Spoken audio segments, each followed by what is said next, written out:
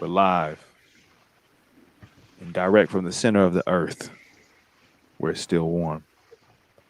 Matter of fact, it's warm everywhere. Not everywhere, but most places. This is episode 76 of the Lyrical Ones podcast, brought to you by the good folks at Lyrical Opposition. Joined as ever, Affluent. How are you doing this evening? I'm doing well. I'm dare say thankful. And it's Wednesday in the second to last week of November 2021. And it's that time of year where people gather with their loved ones. Um, People acknowledge that there are others that are less fortunate than them. And they spend time and volunteer and think of those in need and find ways that they can lend a hand. Um, I feel like this podcast has lent me a hand in being able to kind of talk through some of the intense feelings and thoughts that I've had throughout these, 75 plus 76 episodes. And,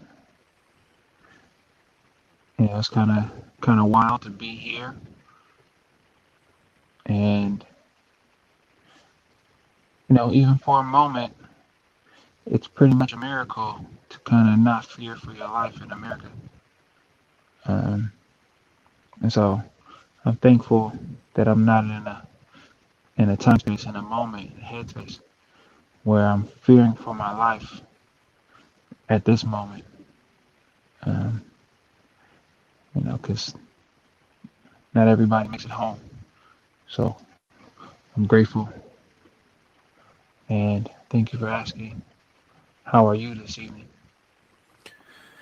Piggybacking off of that, um, yeah, it's a trip when you say that because there's always a piece of me that has this level of anxious, traumatic existence of like all the things I've been through, all my experiences exist as this little entity within me that is a constant reminder of the fragility of life Mm-hmm. and how my well being, my peace, my safety, my happiness, my wholeness can at any moment just be turned upside down. And, I've made reference to it, with my people around me. Those that know me without the mask know that, um, there'll be adversity and it'll just happen. It just, adverse situations will happen. And all I can do is maneuver. There's a lot of things I could do, but in my mind, I've limited to maneuvering. I've limited to what is my response to the adversity.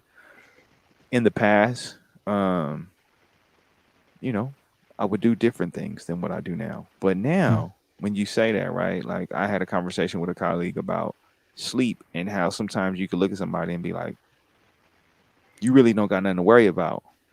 Because me, I'm up plotting, thinking, processing, trying to navigate, negotiate with myself how to get through whatever's on my mind.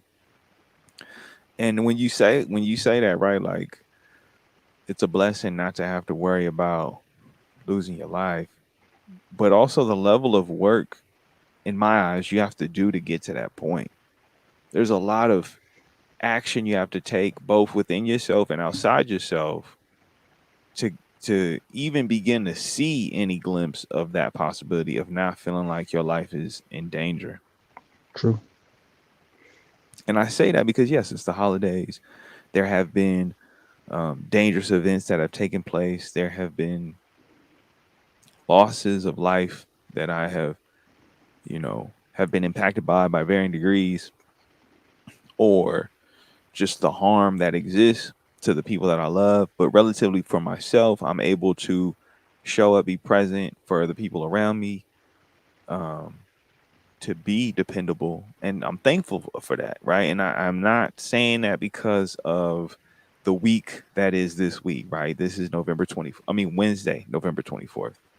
And I do my best to exercise gratitude as much as possible as a practice, as a discipline, because it does lift a little bit of that heavy weight, that anxious entity that exists in me. So, how I'm doing right now is I'm Mhm. appreciative. I'm appreciative of the time that I get to spend with others. I'm appreciative that I have this moment here in this space, whether it's virtual or not. Recently we got to connect in person, and just to have that energy, I'm thankful for all of that. And that's my mind right now, is and my heart is just thankful. I'm appreciative. I'm so, like it's trippy. Like I haven't done what I'm supposed to do in my eyes, but I've been rewarded for having things in place. Right. Recently I sold a beat on BeatStars to, I think it was yesterday. And it wasn't on some, like, I just looked at my PayPal and it was like, oh, you got some money. And I was like, oh, that's right. I have things I need to do. I have responsibilities I need to tend to. And even when I don't, there's still that avenue and the opportunity to receive something from it because I put some level of action forth to put that in place. So right now, it's just, I'm thankful for it all. As much as things can challenge me, bother me, disturb my peace and my wholeness, my well being, I am thankful for this moment because it's not guaranteed. It is not guaranteed. Um, so yeah, I mean, That's good. That's good. That's that can be exciting to be like aware and focused on the task at hand, the purposefulness that you see for your life, and it's kind of wild to be in this place where we see people who are pursuing their purpose, or just finding ways to relieve from stress to look after themselves. I think, it's always, I think it's often a part of our purpose to take care of ourselves and to um, find the ways that we can provide maintenance, um, right? Efforts to maintain, our well-being. And when I think about what I'm thankful for, I think about my capacity to move, um, my neuromuscular connection, and how important it is for me to find ways to challenge my central nervous system that it can be more dexterous in a sense and function in new ways. And then sometimes I tweak and adjust, you know, normal or common things such as jogging. And when I jog, it's nice to be in a space of um, peace and caution. It's it's not a practice of mine to run with fear. Um, Sometimes it has, happened in life where events, situations happen outside of my control, and the fear that I move with is one of protection for the people around me and myself. And I've never had to run fearing for my life. Um, One, because pretty much I thought I could outrun anything that was, dangerous to me, but also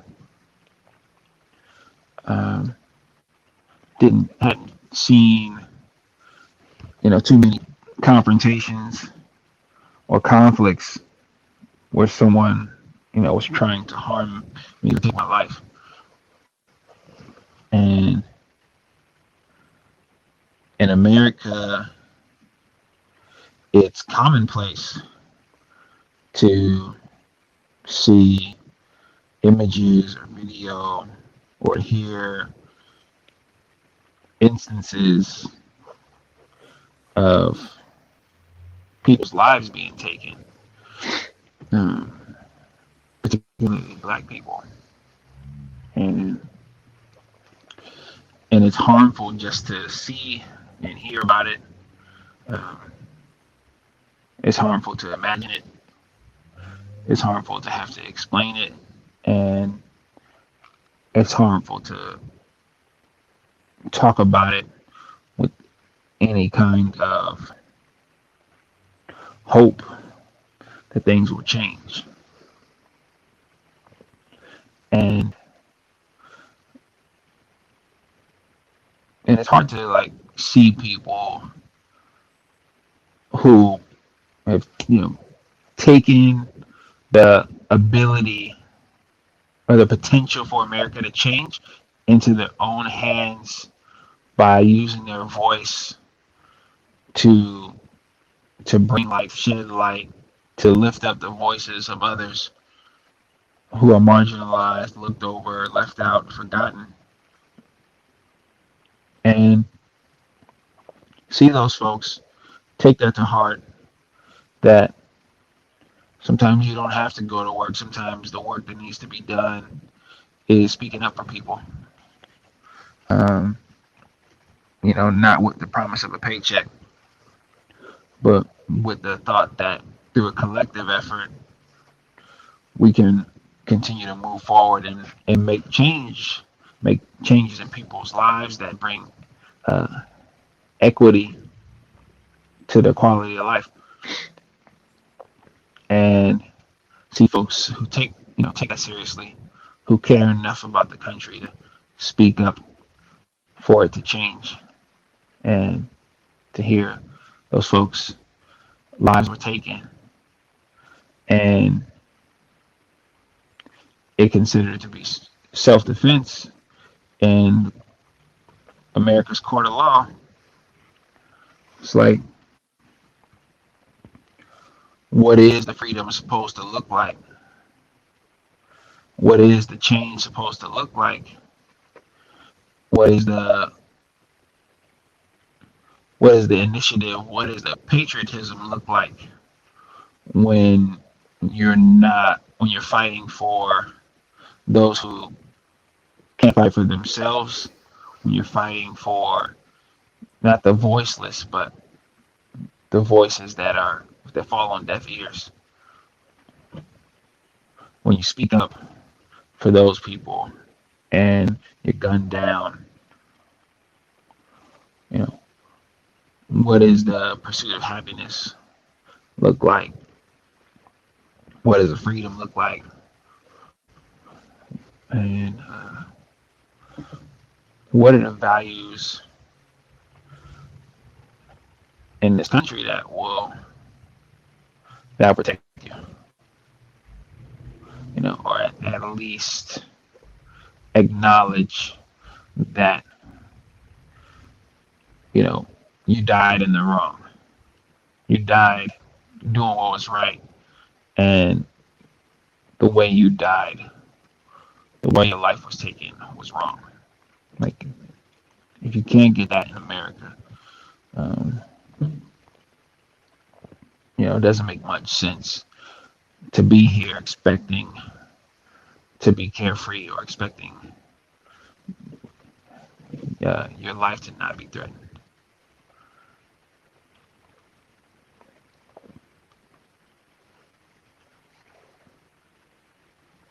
I mean, playing devil's advocate. I wouldn't even say Yeah, devil's advocate. I'm not even gonna call it a devil's advocate. I'm gonna say it's another opinion. I like it. seeing Another it side. from another perspective.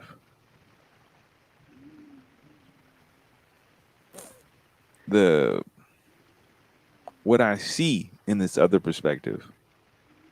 It took a lot of compassion and a lot of stepping outside of myself to receive this, to accept its existence without me being resistant to it. What I see in this situation where you got a young person who has a gun, in my perspective, or at least in my limited scope of what I had, illegally has a gun, right? Not within their own home state, acting on their own accord as a minor who has parents.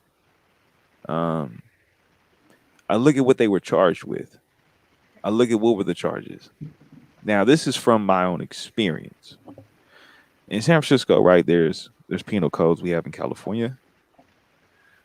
And there's certain statutes that we like, certain laws, right, that the way they'll be persecuted and the way they'll be handled in the county of San Francisco versus just our neighboring county, San Mateo, is very different. Very different.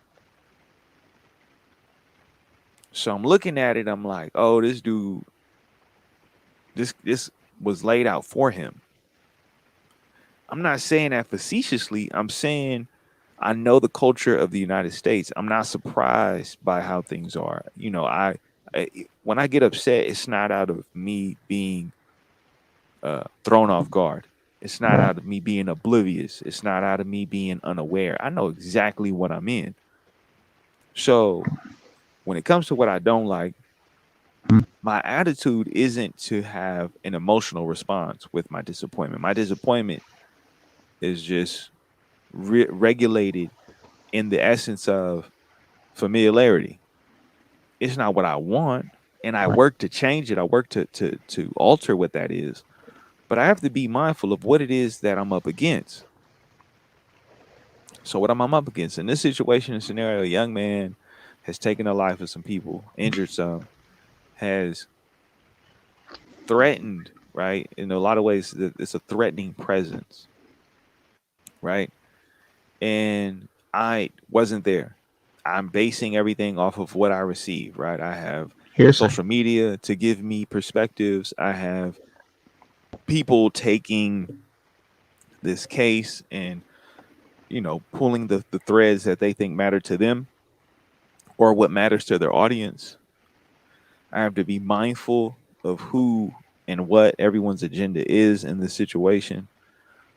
And so I'm looking at this other perspective. And this other perspective, right, we're talking about whether or not this person was responsible, right?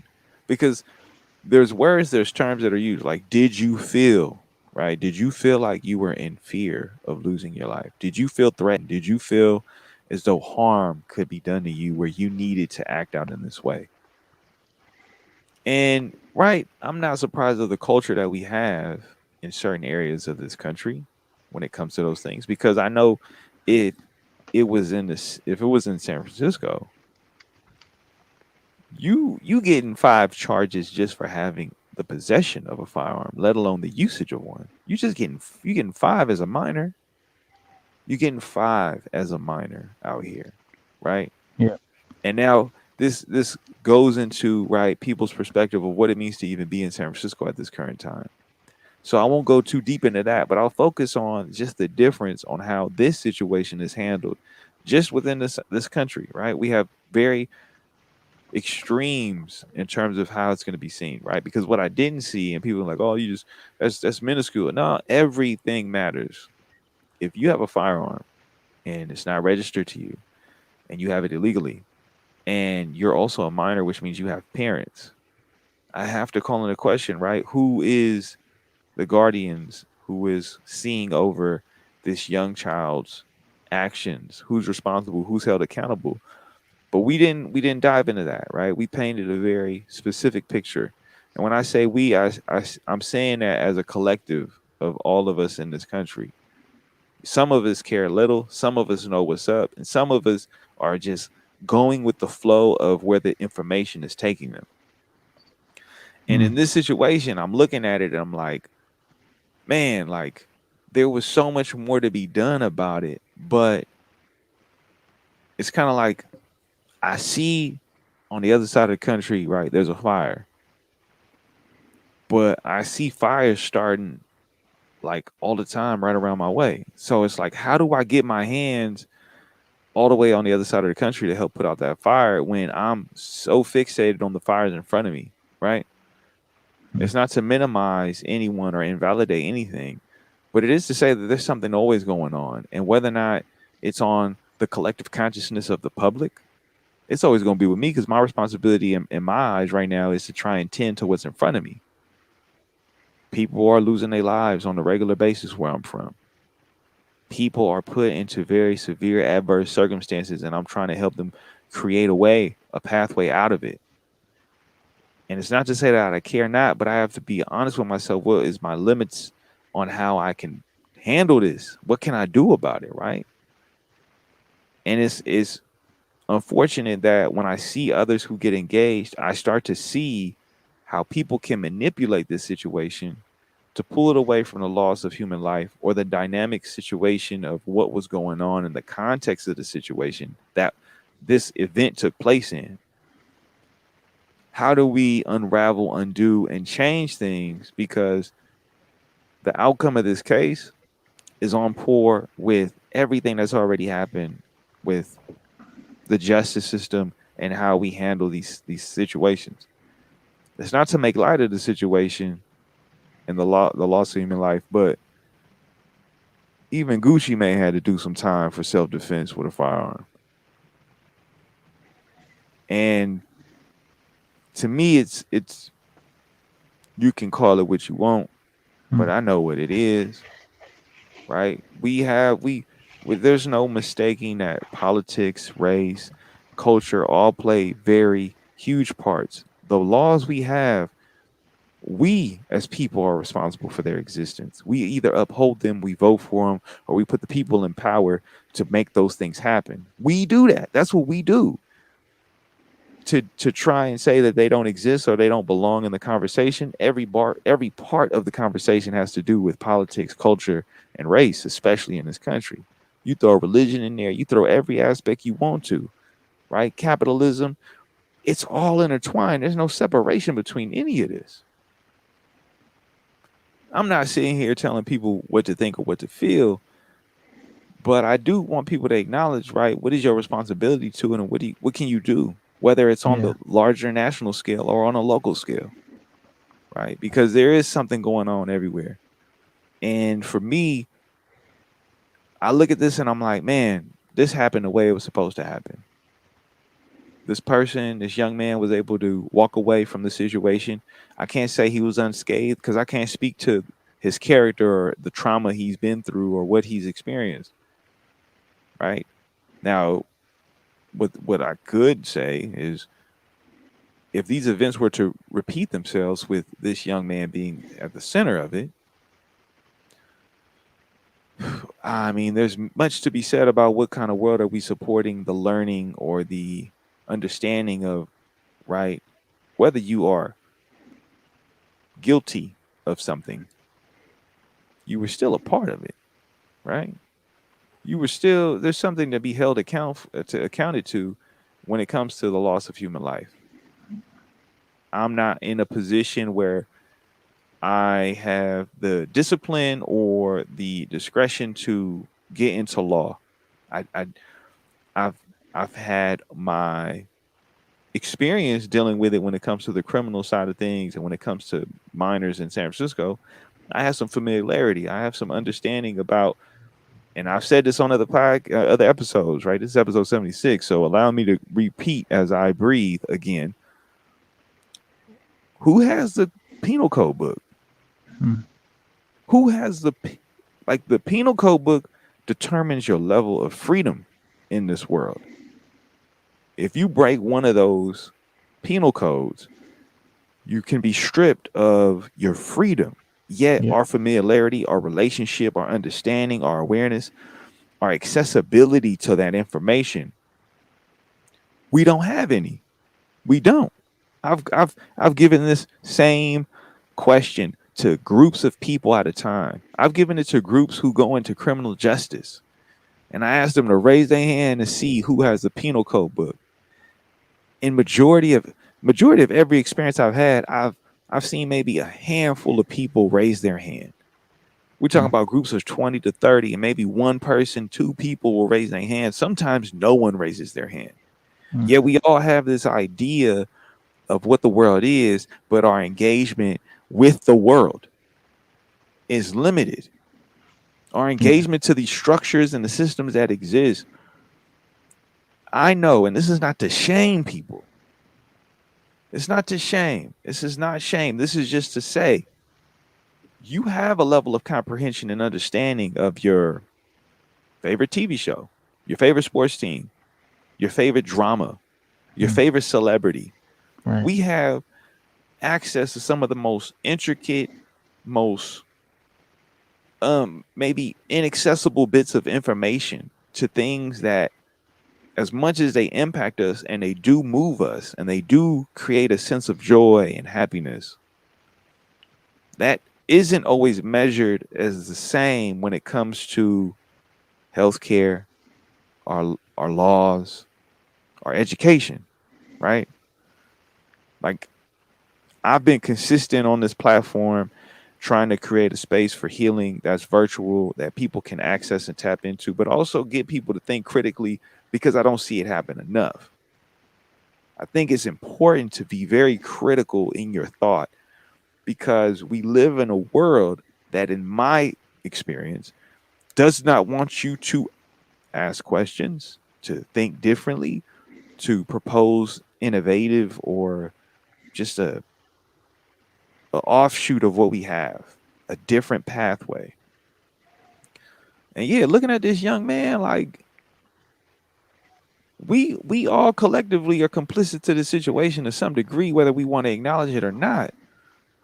And I'll be the first to Exactly. say that I'm doing my part as far as I could see, as far as I know, right? If I'm trying to give a young person an opportunity to think critically and to understand how the game works of life as far as what's in front of us, and I can give them an informed approach where they probably wouldn't have gotten it or received it in any other scope, then they might have the chance to do something differently if I can introduce some different thought processes. That's my approach to dealing with this. My approach is to be an entrepreneur and work very hard and diligently on this brand that you see. This mass is a brand to give me the option for wealth so I can create access for other people to have opportunities because money does provide you opportunities. But again, that's me. Now, as far as the people that complain, I'm not big on complaints unless you want to talk about solutions. I'm all for complaining if we're going to talk about solutions. If you want to talk that mess, cool, let's talk it. But let's get ready when Yeah. you've gone through the problem and you tell me every step of the problem, let's get ready to solve it. Because again, looking at this situation and how it's played out, this is pretty on par for the course. But then there's the flip side, right? I can't help but feel like Yeah. there is a gravity happens all the time. For those that don't know, gravity just took place. But for the reality of this situation, I can't help but feel like there's a contrast, right? There's a contrast in the fact that the timing of one trial and its conclusion has now led to another trial and the conclusion of that trial, where it's the loss of life of a young man, a young black man, at the hands of some other men, right? Some older white men. I add those descriptions because they do matter in this context of this situation when you deal with this young white boy who killed some other men, right? They were white men as well. This was in the middle of a protest that had to do with this was civil unrest that came out of a situation that had to do with race and death. One situation was created out of another. Whereas the other one, you have someone who's exercising, again, limited information, right? Fluent, you just brought up your appreciation and your your gratitude towards being able to have the ability to move and be in tune with your health on the physical scale, let alone what it can do for your mind and your mental health. This young man was running, exercising, and then he was hunted. He was harassed. He was killed. He was murdered. Right. And then we look at the outcome of this trial, and everybody's like, yep, that's right. That's right. That's what they deserve. And it's like the life is still gone. Justice, albeit to what degree it's been served, it has been served. But are we just continuing on the same perpetual motion of hoping that people are convicted for the crimes that they are committing against people?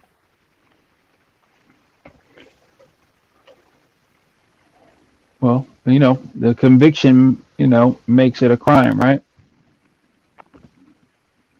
So we can call it violence, and we can, just accept that there will, always be a need to hope and desire justice against violence or after violence, and that equal, protection under the law, is very circumstantial.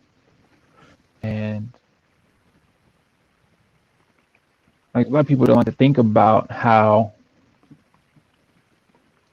some people don't like to think about how um, affection or love is preferential, right? It's like to love a child, right? When we say You it, can take it out, bro. oftentimes, We just got hit with the black portal. You had just said that people, right, when it comes to love and affection, and then it just went into the black portal. oh, nice. It's like so when people when people love a child, right? They say, oh, I love this child, or I love this teenager, or I love this friend, or this partner, or this family member, right? To some degree, they mean they mean to say, I prefer this person. And we live in a country where the laws don't prefer us. And we have to take that into account as we navigate. It's not even necessarily about fear. It's really just about being in a bear trap or being near a bear trap and knowing that the bear trap is dangerous, right? So you have to be on your P's and Q's to say, oh, that's a bear trap. I can't rock with that.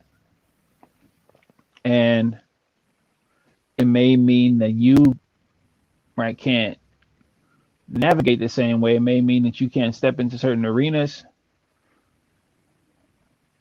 right, until you practice, right, not getting caught in a bear trap,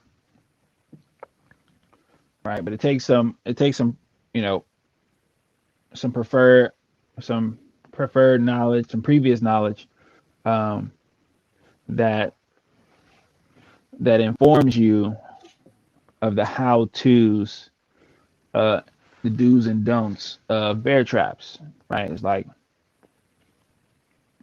microaggressions, volatile situations, right? Daytime versus nighttime, witnesses around, loud noises, right? Anything that can be used against you to trap you and take your leg, take your life, take your freedom. And it's tough to it's tough to talk about sometimes, but I think for me, I'm always trying to navigate with my choices in a way that doesn't jeopardize my freedom to live, my freedom to move, my freedom to choose and think for myself. And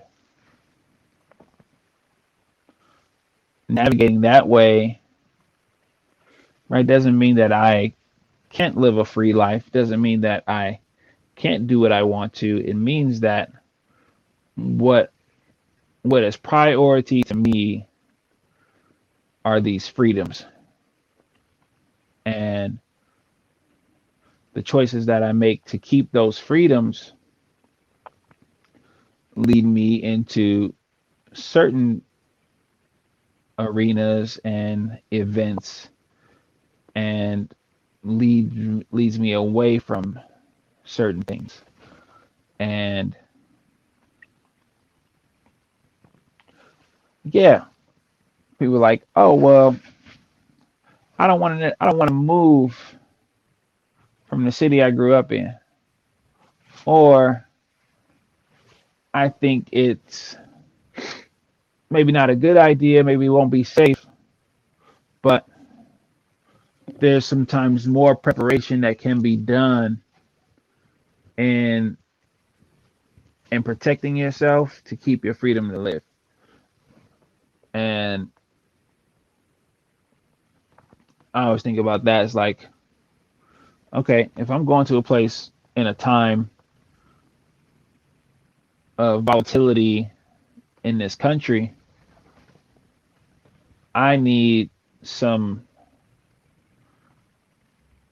I need some adventurous tools, right? I have to perfect my loadout to the point that I got I got all the healing magic, I got all the magic potions, I got I got all the recovery items, I got the temporary invulnerability, I got the heat and heat resistance, cold resistance, electric resistance. I need I need everything if I'm gonna go out into, you know, hostile territory where the monsters are. And you got to know, like, where the monsters are, right? It's like, and if you don't know, then you got to use a map. And if you don't got a map, you better go talk to somebody, an NPC somewhere, and say, hey, how do I get over here? Well, first you're gonna need to find a map. You better go check with the old man who make maps because he might have one for you. But we have people who have, navigated through things before us. Um, some of the information of, how they navigated is available to us and accessible. Some of it we have to kind of seek and uncover. But it's really like I was talking today with a family member about how folks who navigate um, with money and have the mindset to take chances allows them to take more chances once they become comfortable with risk. And the folks who operate with scarcity, right, take less risk because they think there's a limited amount that they can have. And it's like either you want the pie or you don't want the pie, he says. And it's not necessarily about money again, right? I'm talking about freedoms, right? It's like there are certain risks that I can take playing poker with my freedoms. And the better I get at playing poker, right, the bigger my pot gets, right? The more I know how to navigate, right, larger freedoms or right more choice, right? Just going from 5 years old to 10 years old to 15 years old, 20 years old, 25 years old, 30 years old, 35 years old, right? The amount of freedoms I have becomes more versatile. It it be they become the amount increases because of my awareness of what I can do or can't do, or at least where my limits are, as well as my worldview and my scope of what I've seen in my lived experience. And so I've navigated through a handful of protests, right? I've been through a few, new cities on my own. I've been in some neighborhoods where I didn't know people on my own. I've been in some countries where I didn't speak the language on my own. And there's some things that I had to learn about how to engage with people, to de-escalate things, to look for, just to even walk down an empty street where there's not protest, walk down an empty street looking for escape routes on that street, just because I was unfamiliar with the volatility of the day. It's like, even in my own neighborhood, I'm like, it's hot today. Things happen when it's hot. I need to make sure that even on a hot day, right, I can escape to safety if things become too volatile. Because I know nobody's looking for me, but if somebody's then looking to cause me harm, right there's a skill set that I may need as an adventurer to to get through that quest. And there's different skill sets, and so I don't want to fault anybody for being somewhere where they, right, some adventuring into a dungeon that he couldn't beat the monster. Um, because that's important too. Don't go down too deep into the dungeon, too many floors down the dungeon if you don't got what you need. Metroid taught us that. Zelda taught us that. Maybe folks they just ain't playing their games no more. Man, there's a lot of things, a lot of layers you just delivered on. There's so much, man, Well, you, like my brain well, is my catching hat up my to the hat came my hat came off. So it was a lot of stuff that came out with the hat. You right about that. You right about that. As soon as the hat came off, it was like, all right, it's time to unload. So, one, it's necessary. It's necessary to know what your survival instincts are and how to refine to them. to know, just to know what they Just to are, know first of them, all. right? Now, I'm saying this because some of you won't have a need for survival instincts. Some of Hmm. you definitely have survival instincts, but aren't even aware that they're survival instincts. When you're navigating the world, right? Some people don't think about harm, right? They don't, it's not, it doesn't cross their path. Or some people, right? They have a little bit of anxiety or concern or a little bit of awareness where harm is possible. And then there's some where they're operating on trying to mitigate harm at all times, even if there's a internal harm cycle going on within themselves. That doesn't encompass the full spectrum of humans, but in this conversation, right, we just talked about the loss of life. We talked about the outcomes of that loss of life, and now we're talking about the reality of where we're at right now. Because when it's all said and done, and this is with all amount of disrespect to everybody, as soon as y'all over it, y'all back to what it was. Y'all back to what it was, right? People, some people have been triggered to the point where something happens, they're forever changed. Hmm. More than enough, I've seen a lot of people, you could tell them the truth of the matter and they rather just go through the harm regardless, right? If they can manage it, if they can maintain it, if they could sustain it, They rather go through the harm and just say that's what it is rather than say, what do we do to change it? Right. Now, I say that when it comes to understanding your survival instincts, it's necessary to know that they're survival instincts because then you can start to understand what are the things that are causing you to feel like you need to survive, right? Because sometimes we don't need to. Sometimes we need to just live or thrive in the moment. Survival is not thriving. Survival is not about living as much as it is just escaping harm, right? Because what you said, right? The adventure, right? You know, making all of the similarities to what it means to be on an adventure and to level yourself up with every minor instance before you go on the big journey to get those experiences or to get those necessary skill sets to be at an adequate level to then deal with the monster in the dungeon. Because some people, this ain't even your game. Mm. Some of y'all become the example. You walk into a dungeon, you see the bones. Them bones belong to somebody. Them bones was someone, right? They not just decoration in this adventure. Those were an identity. Those were someone that came before you who was ill prepared, and their remains are a reminder and a warning to what you are about to approach. Some of you gonna be the lesson, and some of y'all gonna learn the lesson.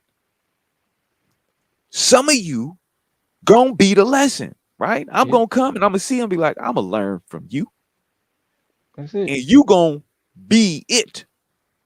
That's it. That's the end of it. There's no continuum, right? And that's not to be mean or evil about it. It's to say that's the reality. If you don't realize what your survival instincts are, you could very well turn into the lesson because there's a sense of mindfulness and awareness. You know, you have brought up just the understanding of abundance, right? Like, be let's be real. Money don't exist. It doesn't exist. We feed into the belief that it exists, therefore it becomes a tool, a governing factor on who we are. So we choose to feed into it, right? Because just be clear, some of you can't even realize there's a world outside of it. You just see the world as is, and money is the world. It's not, right? There is ways, but again, I will say I'm complicit to the belief system, and I'm of the belief that who I am as a person and who I've always been, right? I've avoided it. I used to have a negative connotation to it, but I've learned, especially in these past couple of years, to change my perspective, which then changes the frequency of how I operate. And this isn't on some like esoteric, abstract. No, this is literally understanding who you are in a situation, understanding what's around you, and understanding how to use it so you're not surviving, you're thriving. So you can take that thriving and you can then educate others on how to find a way to thrive for themselves. Because ultimately, all the protesting, right? All the navigation of the challenges, every obstruction, every injustice, we're trying to thrive because we see others thriving. We see others thriving at a higher rate than our own people. We see others thriving on such a level that it's like, wait a minute, how come that isn't the same for me or for us or for the others that I see? I look over there and I see what you got, and I look where I'm at and I see we don't have that. And I ask myself, why? And then when I start to Mm. uncover why, then I start to carve a way to make it, right?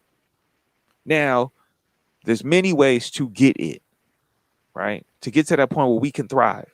Because that's what I'm interested in. I'm interested in seeing people thrive.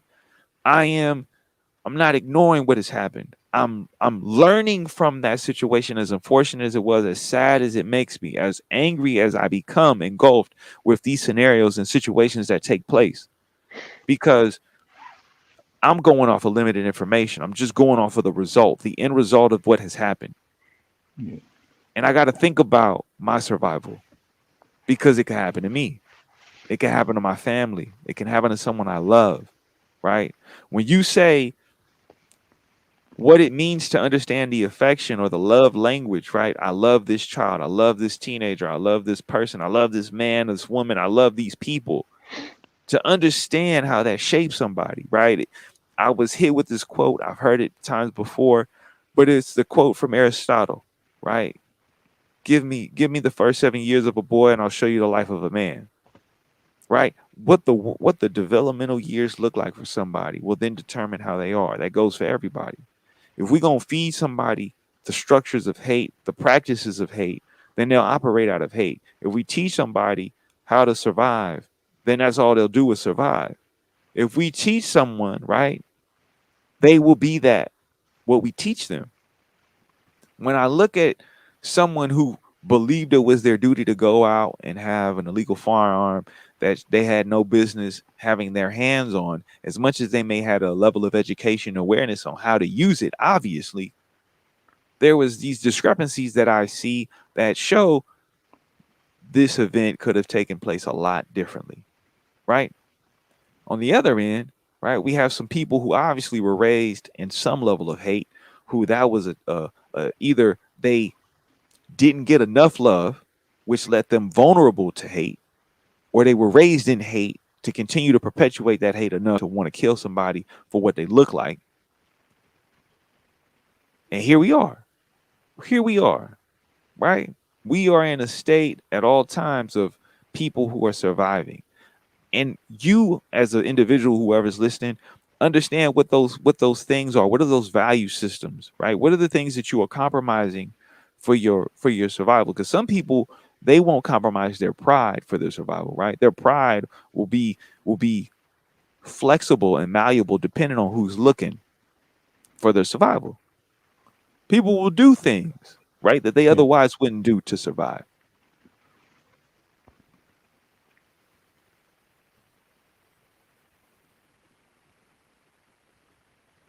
I think that it's important to know what are your survival instincts, because not just pride, not just family, not just friends, not just loyalty, not just love. What are the values you hold on to and cherish? What are those things, right? I'm saying this because I have to see people survive, because I'm tired of seeing people not surviving, right? I often tell the younger individuals in the community that I'm in, you can be the example or you can set the example. Because if you are the one that ends up being the example, well, somebody made an example out of you. But if you set the example, well, then you're giving people the means and the mode on how to practice. So you could be the example or you could set the example, right? Because being it, right, I'm gonna make an example out of you. Me setting it means, let me show you the way. And I think it's important that we don't get lost in not realizing what our values are because of what the world around us, society, or what certain parts of our culture may dictate or try to communicate to us or project on us. Because as you see, my level of comfort sitting here with a mask, this is intentional. When I step outside into the world and I decide to wear what I wear, it's intentional. Because yes, there's a level of survival that leads to me thriving, that I've seen there's a balance between the two. When I started to understand my survival instincts and understand how many levels of harm, right? To be the contrast to what Alfluent was saying, I have been in situations where my life was being negotiated with. And in Hmm. those moments of negotiation, you have a higher level of learning, a higher level of understanding, because if you make it out, it's so ingrained in your mind, it's crystallized, it's fixed to let you know these different aspects led to your survival. And if it happens again and you're able to repeat the results or even find a better outcome for them, well, what happens other than you're now refining your practice to mastery level? Is it harmful? Yes. Is it toxic? Of course. But if this is the world that you exist in, where you see that these are the norm or it's commonality, right? You can look at any war torn country. You can look at any civil war. You can look at any just impoverished nation. What struggle, strife, what it means to survive in different contexts, in different places. There's these ties that bind us together. And it's like, it's crazy to me that, yeah, like people will oftentimes think they know how to play the game and then find themselves end up becoming the decorations for someone else to adventure into. it's just it's for me to share, for others to be aware that yeah, like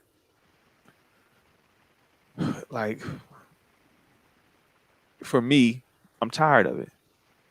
I'm tired of how this routine seems to be playing itself out on a constant basis, and I want something different. I'm striving for something different, and I'm willing to look like a fool. I'm willing to compromise so much of myself to just find what that thing is so we can reach the level to thrive. Because to me, it is about my community. It is about my family or what's left of my family. It is about giving other people the opportunity to find what those markers are so they can survive to then thrive, to overcome, to live. Right. It's so important when you know that people will judge you based off of the unfortunate mess we are all collectively in to try and hold you to some unrealistic standard of what you're supposed to be. Why you do that? Why you dress this way? Why you talk like that? Why you go over there? Why you mess with them? Why you do this? When after a while they be like, man, can you teach me? Can you show me? Right. Not don't just say, I wish I would have did it like you. Nah. Come talk to me and find out how I did it. Find out whether or not if this is even for you. Because a lot of times, maybe it ain't. Maybe you got to go and find that thing to heal and repair within yourself what you need so you can figure out what that thing is. Because a lot of times when you acting out of survival, you're not thinking about that. Nope. You can't. I'm not just hoping, I'm working towards the day that you can have the space to reflect and process why you're surviving. And for those of you who don't even have to survive, I hope you give grace. I hope you give some level of grace to those people who got to survive. Because even some of you who no longer have to survive, who are thriving, who are enjoying what life has to offer, when it comes to you interacting with someone who is surviving, you give no grace. And there's grace, whether they deserve it, it's necessary. Right. As much as you need to breathe.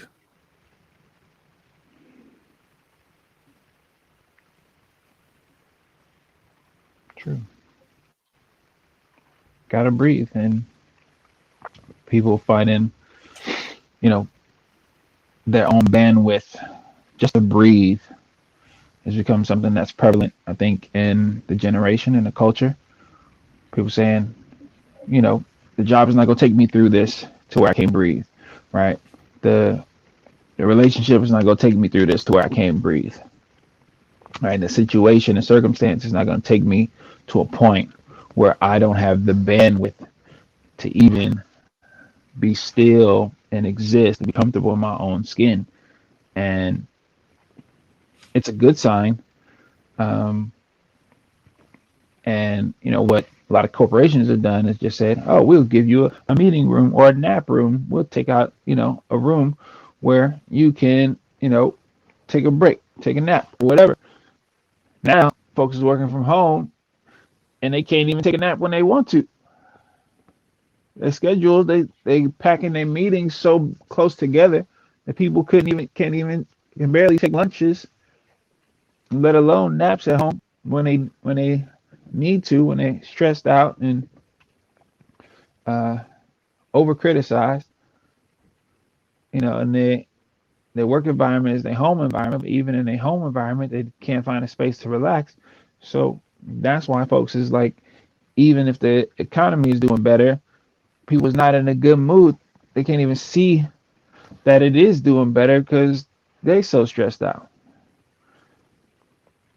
But yeah, again, like, you call it oxygen, we call it peace of mind, call it mindfulness, but really, whatever you call it, gotta gotta know your own patterns, because if you're in a space of in a mindset of survival, then you're some of those survival tactics, some of those survival instincts are showing up in regular conversations and regular interactions with people you love, and you're not even aware that you're exhibiting your survival instincts to have meaningful, normal, and uh, healing, healthy conversations with your loved ones,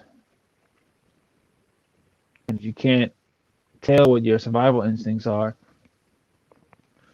you know, journal, ask the people around you, say, how am I acting?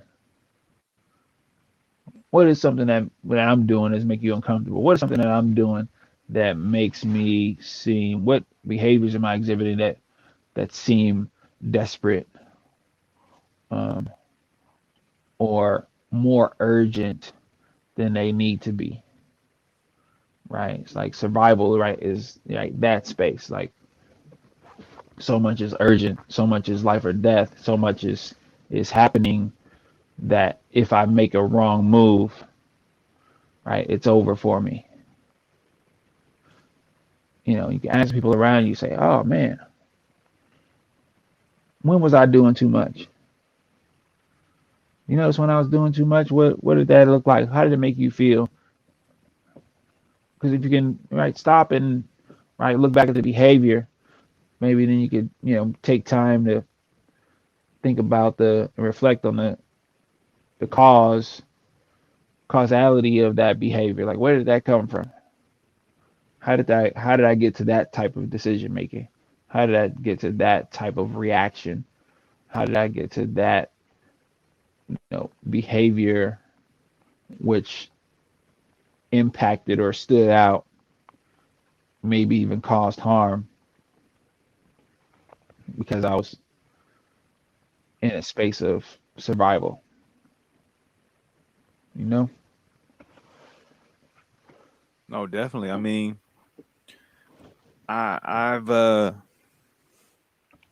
have my own convictions of morality, my moral compass, my understanding of what good or bad is for myself. I don't project it on others. Oftentimes I'll say what's sustainable, what's harmful, what's healthy.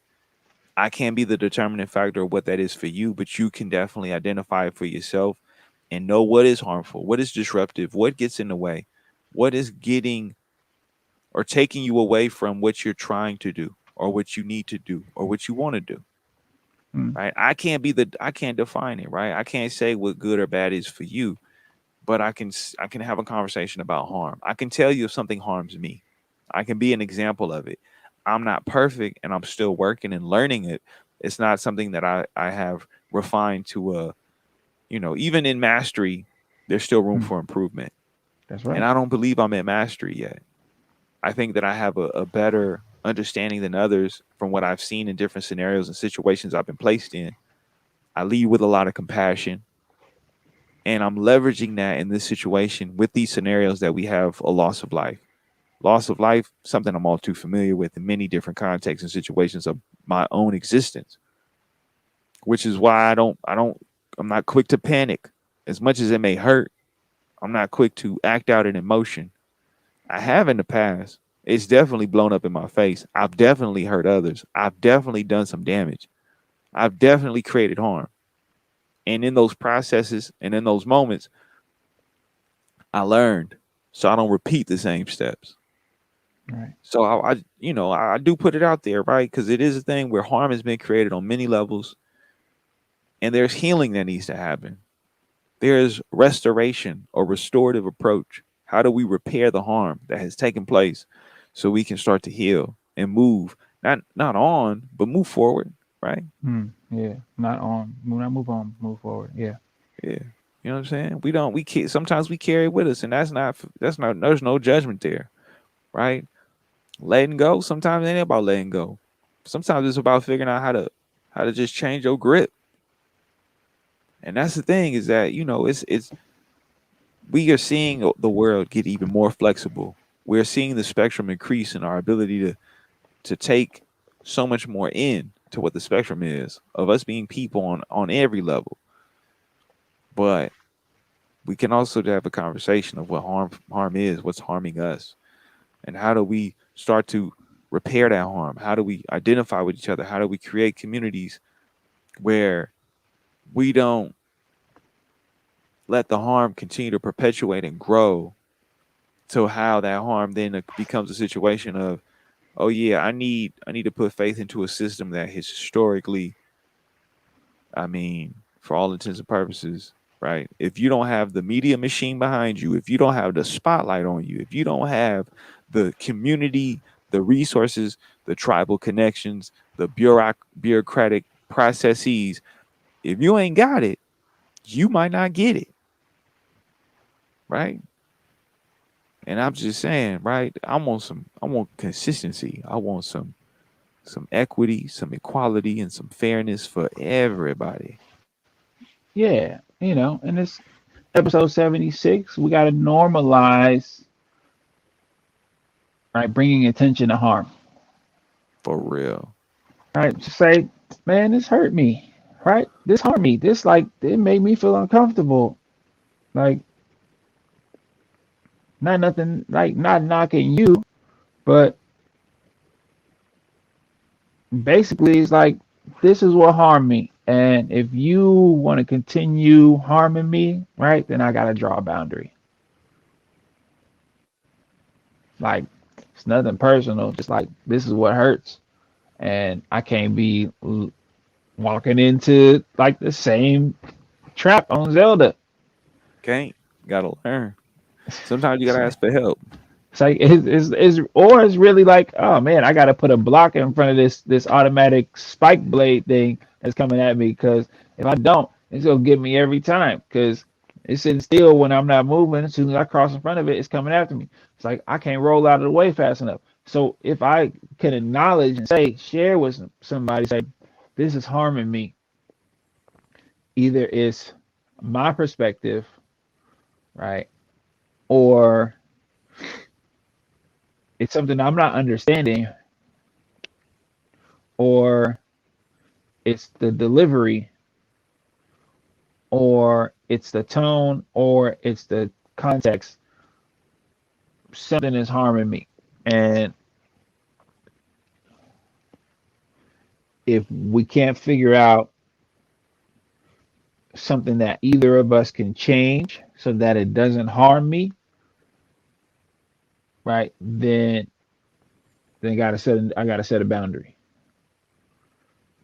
because that's my job is to look out for me and acknowledge where I'm being harmed and not not operate in a place of survival because I'm regularly taking arrow shots.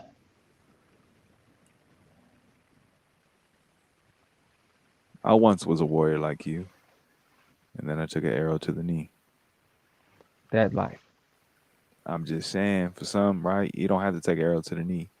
For some, you know, it's important to not only think critically, but to strategically think, right? To practice, to develop, to you look, I'm just trying to leverage whatever's worked for me because when I look to my peers that I came up with, a lot of them weren't so fortunate or lucky or blessed to be able to have the same experiences, education, lessons. And so I try and leverage it, right? And some people they can access it and they're willing, and some people they can't because they're feeding into something that prevents them from being able to accept anything I have to give. And there's nothing wrong with that. But if we are going to thrive, we have to share these bits of information, these successes, these wins, these things that have supported and helped us. And yeah, I do believe harm in identifying it, addressing it, communicating about it, normalizing our communication about it, not not being complicit, not sitting there and letting it go or letting it slide or letting it exist. Create those boundaries. Create them. It's necessary. Yeah. And asking about harm too, right? It's like, how did this make you feel? Or like pointing it out, like, that's jacked up. Like, you hurt him, you hurt her, you hurt them. Like, or they was hurt by that. Did you see that happen? Right? let's find a way to prevent that so that it's less harm being done. It's necessary. I'm just saying, it's necessary. Episode 76. Do you have any final thoughts or words for the people that are listening, Outfluent, as we, and I'm saying a lot of this because, yeah, we're going into holidays. We're going into spending more time with people who may have caused you harm. We're going into spaces where it may be triggering for you. And it's important because, as we see with the news, there is more than enough situations that are taking place where harm, or maybe the beginning of repairing that harm, it's going to come your way. It's coming your way. I think for me, in California, it's a litigious state, right, where litigation happens, uh, and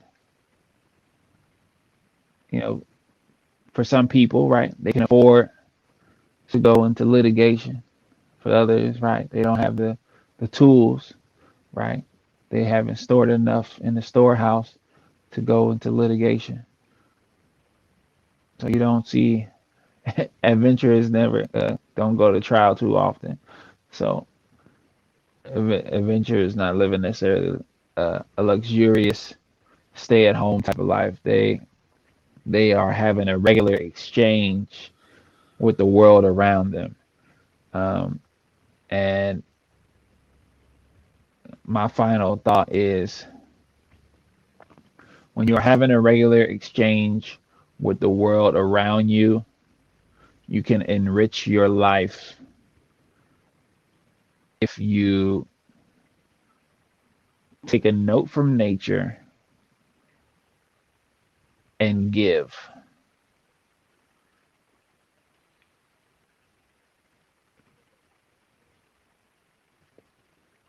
Definitely. Definitely. Um, yeah, I think that what is, well, nature, natural, right? How we see things organically. To zoom out or maybe zoom in, support the people around you, right? You saying give, and I'm saying, yeah, give to those that can reciprocate and need it, right? Give to those that know how to receive it and are willing to give it back. Whether that's shopping locally or whether that's just spending that extra little bit of quality time with some intentionality with the person that you care about or love, it's just a moment to think about how and do it. Um, this is, as always, another day. Something else gonna happen. It's all happening, and just be good to yourself. Be good to yourself. Be mindful of the relationship and what you tell yourself, and then whatever you got, give that. And shout out to DJ Drama, aka Mr. Thanksgiving. That's all I got to say about the holiday. Always delivering, always coming through. Without saying too much. Usually I'm more prepared. Usually I'm more like, oh yeah, I got this. But I was brining. I'm getting ready to brine this turkey. I'm making my brine right now. Man, if you ain't doing the brine today, what is you doing with your life? I'm just saying, and maybe you can't, but I'm telling you, in the battle against people who don't like turkey, if you can, brine your turkey. It is a game changer. We talking about no more dry, no more flavorless, no more crumbling. We talking about juicy. We talking about tasty. We talking about Juicy something that, like pickle juicy. man, I'm just saying, like, it's a different world when you brine. Like, some shout out to Pat, who is familiar to the lyrical opposition family. Um, he actually the one that really had me think critically about Brian and Turkey. He was like, "Yeah, I was Brian and came out super good." And I was like, "For real? Let me see." And so, yeah, shout out to Pat. Pat's so diabolical. So without further ado, as I figure out where this actually is, because a lot of music, what I'm saying, boy, be working out here. We A little more further. Okay.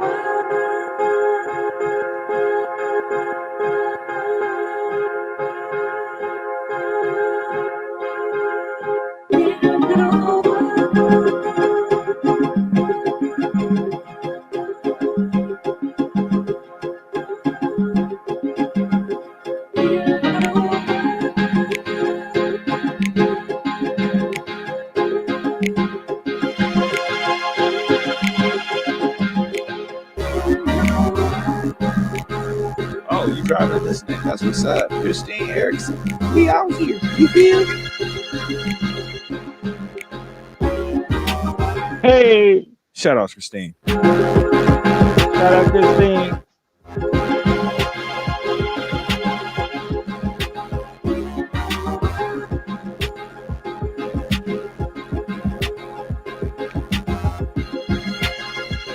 Christine listening on Facebook. We appreciate you.